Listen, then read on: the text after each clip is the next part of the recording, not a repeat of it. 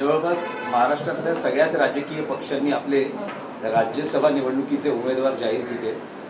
तुम्ही पहिल्यापासून सांगत होता की बिनविरोध होईल शरद पवार असतील तर. महाविकास आघाडीकडून शरद पवार यांच्या नावावर शिक्कामोर्तब झालं. हो, कारण आज अर्ज भरण्याचा शेवटचा दिवस आहे आणि महाराष्ट्रातून विरोधी पक्षाला एकच जागा मिळते, ती सुद्धा आम्ही एकत्र राहिलो तर. आणि काल सर्वानुमते ज्येष्ठ नेते शरद पवार यांच्या नावावर सगळ्यांनी सहमती दर्शवली. खरं म्हणजे आदित्य ठाकरे सातत्यानं सांगत होते ते खरं आहे की सर्वाधिक मोठा पक्ष हा शिवसेना आहे आणि त्याच्यामुळे ही जागा शिवसेनेनं लढवायला पाहिजे. ही भूमिका योग्यच होती. त्यानंतर काँग्रेस पक्ष आहे 16 आणि राष्ट्रवादी काँग्रेसची 10 लोक आहेत. तरी आम्ही ही जागा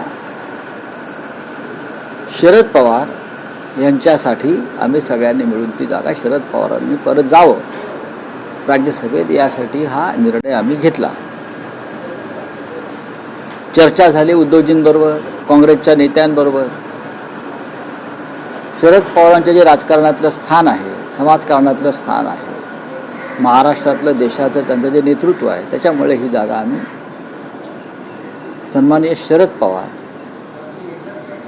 यांच्यासाठी तिघांनी मिळून जाहीर केलेली आहे. आमचं जेवढी संख्या लागते जिंकण्यासाठी आमदारांची तेवढे आमच्याकडे आहे, एवढेच मी सांगू शकतो. आणि भविष्यामध्ये महाविकास आघाडी येणाऱ्या अशा प्रकारच्या निवडणुका, राज्यसभा, विधान परिषद, यासाठी काय निर्णय घ्यायचे आणि कोणी कुठली निवडणूक लढायची, यासाठी आम्ही लवकरच 3 पक्ष एकत्र बसण्याचं ठरलेलं आहे. कारण शेवटी तिन्ही पक्षाचा आपापला वाटा आहे. राष्ट्रवादी काँग्रेसला राज्यसभा मिळाल्यामुळे आता काँग्रेस आणि शिवसेना यांच्यामध्ये चर्चा होईल. राऊतसाहेब, महाविकास आघाडीमध्ये शरद पवारांना राज्यसभेवर पाठवण्याचा निर्णय एकमतानं जरी झाला असला तरी काँग्रेस आणि उद्धव ठाकरे यांची भेट एनसीपीच्या नेत्यांनी घेतली. त्यात अशी एक अट ठेवण्यात आल्याचं कळतंय की दोन्ही एनसीपीच्या विलिनीकरणाची चर्चा थांबवण्याची घोषणा करा, तरच शरद पवारांना राज्यसभेसाठी पाठिंबा मिळेल. आणि जयंत पाटील यांनी ती घोषणा केल्यानंतर शरद पवारांच्या बाबतीत निर्णय घोषित करण्यात आला. बघा, ही काल जयंतराव पाटील यांनी त्यांच्या पक्षातर्फे भूमिका स्पष्ट केली. मुळात माझे असं मत पहिल्यापासून होतं, अजितदादा असल्यापासून, ह्या विलिनीकरण वगैरे दंतकथा आहेत, त्यातून काही निष्पन्न होणार नाही आणि होण्याची शक्यता मला तेव्हाही दिसत नव्हती. पण काही लोकांना वाटत असेल, पण ही दंतकथा होती.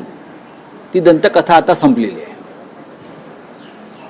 आम्हाला सगळ्यांना एकत्र यापुढे महाविकास आघाडी म्हणूनच काम करावं लागेल आणि आमची ती मानसिक तयारी आहे. सत्ता येते, सत्ता जाते.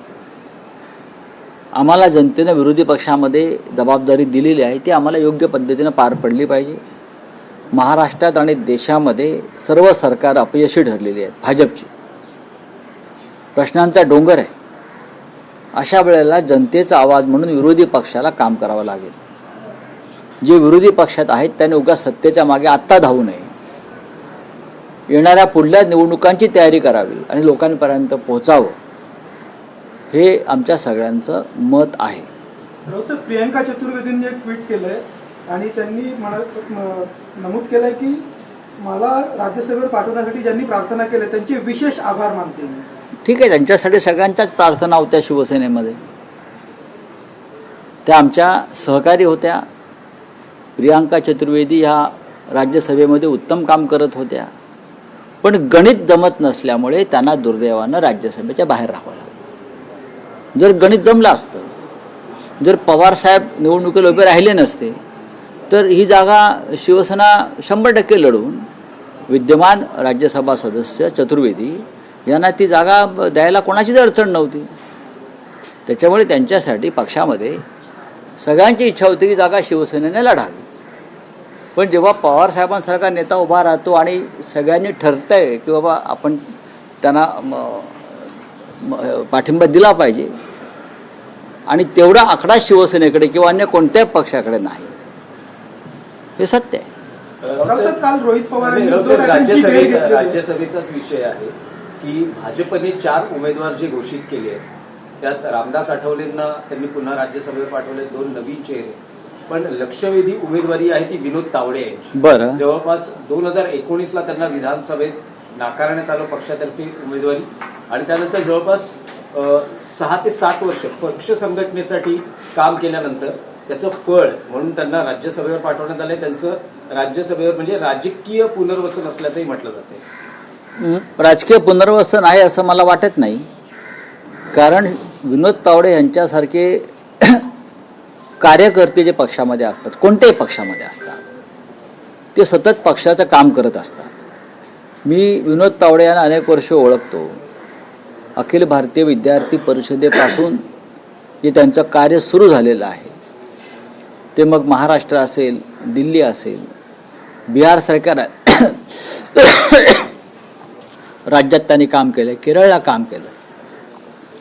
अशा वेळेला जर पक्षानं त्यांच्या कार्याची दखल घेतली आणि उमेदवारी दिली तर तो एका कार्यकर्त्याचा सन्मान असतो. महाराष्ट्रातून त्यांना काही लोकांनी राजकारणातून बाहेर काढण्याचा प्रयत्न केला.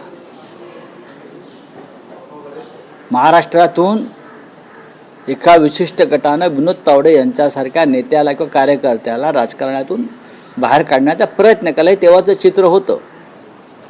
पण विनोद तावडे हे नाउमेद न होता त्यांनी आपलं संघटनेतलं कार्य, संघटना बांधण्याचं कार्य त्यांच्या पक्षाच्या कायम ठेवलं. ते दिल्लीमध्ये सुरुवातीला पक्ष सचिव म्हणून गेले, मग ते सरचिटणीस झाले, मग त्यांच्यावर अनेक राज्यांची जबाबदारी दिल्यावर त्यांनी जी मर्जी संपादन केली नेतृत्वाची त्यांच्या, त्याच्यामुळे त्यांना हे यश मिळालेलं आहे. आणि त्याचं कार्यकर्त्याला जेव्हा अशा प्रकारचं त्याचा गौरव केला जातो तेव्हा कोणत्याही पक्षातल्या कार्यकर्त्याचं कौतुक केलं पाहिजे. भारतीय जनता पक्षानं जे उमेदवार दिलेले आहेत ते कौतुक करण्यासारखेच आहे, याच्याविषयी माझ्या मनात शंका नाही. आणखी एक राज्यसभा उमेदवारी सध्या देशात चर्चेचा विषय आहे, ती म्हणजे बिहारमधली. असं म्हटलं जातं आहे नितीश कुमार किंवा त्यांचे सुपुत्र हे राज्यसभेवर जाऊ शकतात आणि अशा वेळेस बिहारचं नेतृत्व भाजपकडे येऊ शकतं. बघा, भारतीय जनता पक्षाचा काय घडते? भारतीय जनता पक्षाच्या विधानसभेच्या जागा या जनता दल युनायटेडपेक्षा जास्त आहे आणि जवळजवळ 40 जागा जास्त आहेत माझ्या माहितीप्रमाणे. नितीश कुमार यांचा सन्मान म्हणून त्यांना सुरुवातीला मुख्यमंत्रीपद दिलं, पण नितीश कुमार यांची प्रकृती आणि मानसिक स्वास्थ्य ठीक नाही अशी एक माहिती सातत्यानं समोर येते, आपण पाहतोय सगळे टी व्हीला. त्याच्यामुळे जर भारतीय जनता पक्षाने असा निर्णय घेतला असेल की नितीश कुमारांना राज्यसभेत पाठवून बिहारचं नेतृत्व भाजपच्या नेत्याकडे द्यावं तर हा त्यांचा प्रश्न आहे, पण त्यात काही चुकतंय असं मला वाटत नाही.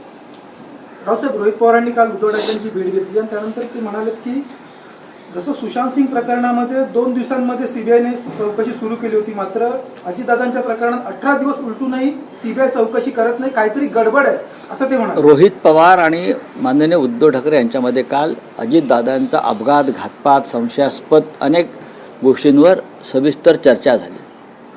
रोहित पवारांनी त्यांना काही प्रेझेंटेशन दिलं, त्याच्यावरती उद्धव साहेबांचं स्पष्ट मत आहे की या प्रकरणाची सखोल चौकशी ही करावीच लागेल, व्हायलाच हवी.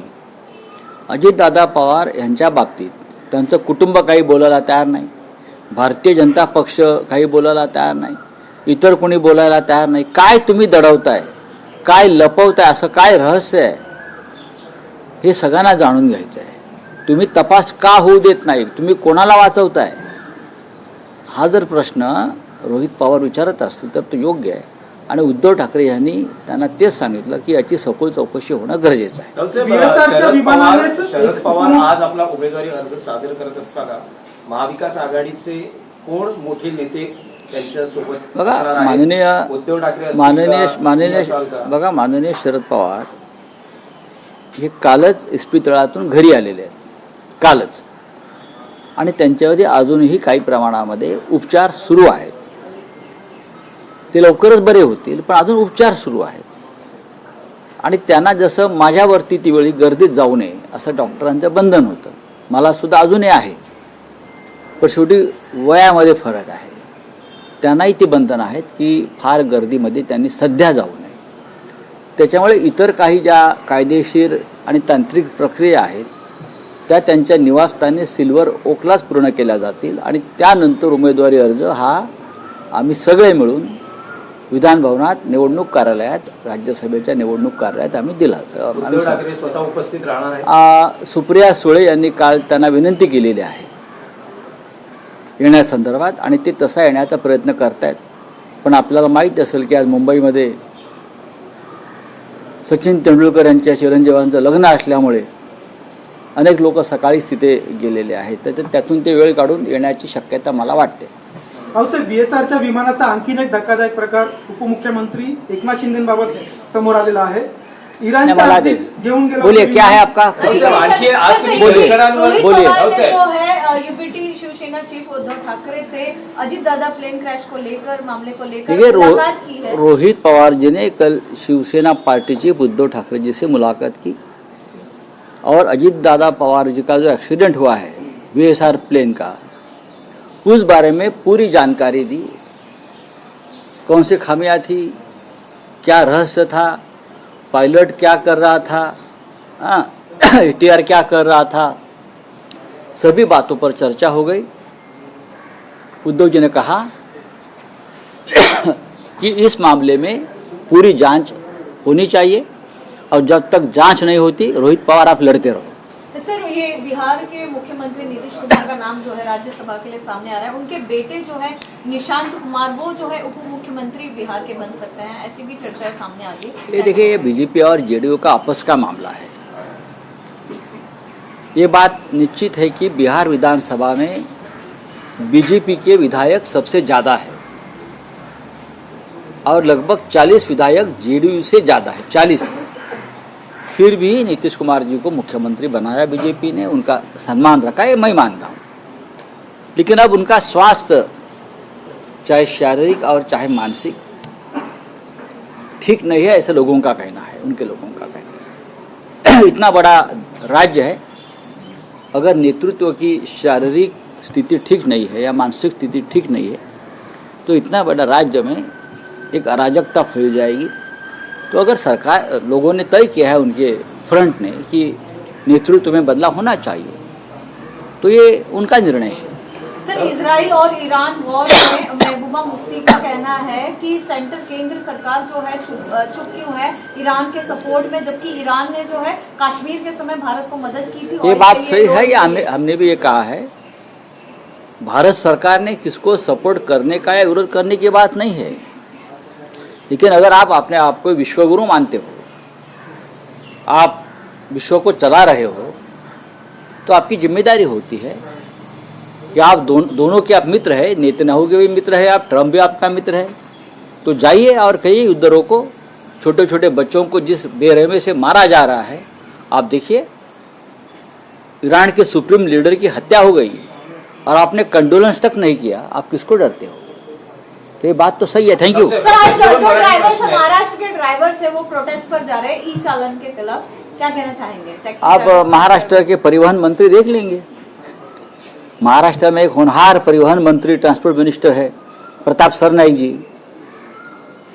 तो मैं उनसे आह्वान करूंगा, ये जो ड्राइवर तबका है, गरीब लोग हैं, आप उनके जो समस्या है उन बारे में सुनवाई कर लीजिए. हाँ, दोन मराठी प्रश्न आहेत. आज सामना संपादकीयमध्ये जगदीप धनकडांबद्दल भाष्य करण्यात आलं आहे. बरं झालं धनकड प्रकट झाले, आणि गेल्या 6 महिन्यात ते कुठे होते आणि त्यांच्या प्रकृती बाबतीत ज्या काही चर्चा होत्या त्यावर त्यांनी खुलासा केला पाहिजे असं तुम्ही म्हटलं. नक्कीच केला पाहिजे. ते असं म्हणतात की माझी प्रकृती राजीनामा देताना ठीक होती. मग राजीनामा पत्रामध्ये प्रकृतीच्या कारणास्तव राजीनामा देतोय, हा राजीनामा पत्र कोणी ड्राफ्ट केलं? सरकारने ड्राफ्ट करून त्यांच्याकडे सहीला आणलं का? काल रात्री त्यांच्याने माझं बोलणं झालं. काही विषयांवर मी दिल्लीत जाईन, त्यांच्याशी चर्चा करीन, बोलीन. आमचे चेअरमन होते राज्यसभेचे, त्यांचे आमचे फार चांगले संबंध होते. देख लेंगे, चलिए. राहुल साहेब, आणखी एक विषय होता, राहुल साहेब.